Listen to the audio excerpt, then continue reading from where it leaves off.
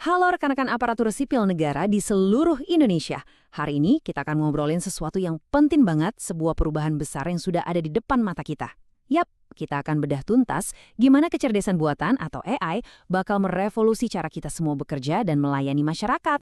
Coba deh bayangin sebentar, gimana rasanya kalau semua pekerjaan administratif yang repetitif, tumpukan kertas yang nggak ada habisnya, dan proses yang berbelit-belit itu tiba-tiba bisa selesai 10 kali lebih cepat. Ini bukan lagi mimpi atau cerita film fiksi ilmiah loh. Ini adalah kenyataan baru yang dibawa oleh AI. Dan kita akan lihat sama-sama gimana caranya.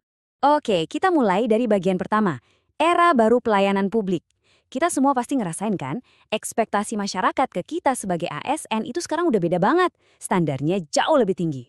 Zaman sekarang, masyarakat maunya semua serba cepat, serba transparan, dan pastinya efisien. Jujur aja, cara kerja kita yang lama, meskipun sudah teruji, kadang mulai terasa kewalahan buat ngejar tuntutan ini. Ini tantangan nyata yang kita hadapi bareng-bareng setiap hari di lapangan. Nah, disinilah AI masuk sebagai game changer. Dan yang penting banget untuk diingat, AI ini bukan sesuatu yang rumit atau perlu ditakuti. Anggap aja AI ini kayak kotak perkakas super canggih yang memang dirancang untuk bantu kita kerja lebih cerdas, bukan cuma lebih keras.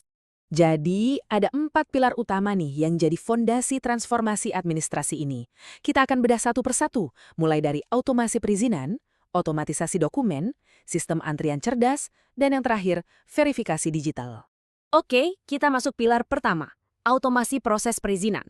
Pasti familiar kan sama urusan izin yang formulirnya setumpuk, harus bolak-balik dari meja A ke meja B? Nah, bayangin ada sistem AI yang ngambil alih semua keribetan itu. Mulai dari pengajuan, ngecek kelengkapan dokumen secara otomatis, sampai bantu kita di proses persetujuan akhir. Hasilnya? Wah, luar biasa.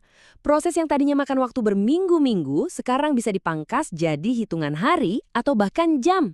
Ini bukan cuma soal potong birokrasi, tapi ini soal membangun kembali kepercayaan dan kepuasan masyarakat terhadap layanan kita. Lanjut ke pilar kedua, otomatisasi dokumen. Aduh, soal dokumen ini juga PR kita semua ya. Nah, sekarang coba bayangkan. Kita punya asisten pribadi super cerdas yang nggak pernah capek. Dia bisa baca ribuan dokumen, langsung paham isinya, misah-misahin berdasarkan jenisnya, dan langsung ngirim ke bagian yang tepat. Semuanya otomatis. Terus, untungnya buat kita apa? Kita bisa say goodbye sama yang namanya salah ketik atau salah input data. Koordinasi antar unit jadi lebih satset-satset, dan yang paling penting, data yang kita olah jadi jauh lebih akurat. Kita bisa kerja dengan lebih percaya diri. Pilar ketiga ini buat kita yang ada di garda terdepan pelayanan, sistem antrian cerdas. Eits, ini bukan mesin pencet nama antrian biasa loh ya. Sistem ini pakai AI buat ngeramal pola kedatangan warga, prediksi waktu tunggu, terus secara pintar ngarahin mereka ke loket yang paling pas. Jadi nggak ada lagi tuh yang namanya penumpukan. Ini benar-benar situasi win-win. Buat warga, jelas, lebih nyaman, antriannya pasti. Buat kita, wah, lingkungan kerja jadi jauh lebih tenang dan teratur. Fokus kita jadi murni melayani, bukan lagi jadi manajer kerumunan. Dan pilar terakhir yang jadi lemnya nih, tanda tangan elektronik dan verifikasi digital. Ini teknologi yang bikin kita bisa tanda tangan dokumen secara digital. Dan jangan salah, tingkat keamanannya tinggi banget, kadang malah lebih aman dari tanda tangan basah, karena bisa pakai sidik jari atau scan wajah. Artinya apa? Proses persetujuan nggak perlu lagi nunggu orangnya ada di kantor. Bisa dari mana aja, kapan aja. Keputusan bisa diambil lebih cepat. Tapi integritas dan keaslian dokumen tetap terjaga 100%. Keren kan? Oke, tadi kan kita udah bahas teknologinya ya.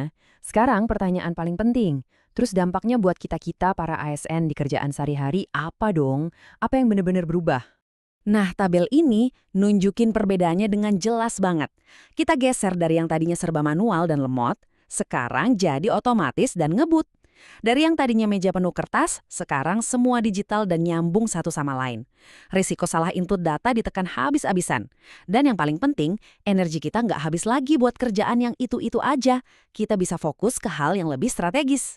Jadi, ini poin yang paling penting untuk kita ingat. Dan tolong digarisbawahi ya, AI itu bukan mau gantiin kita.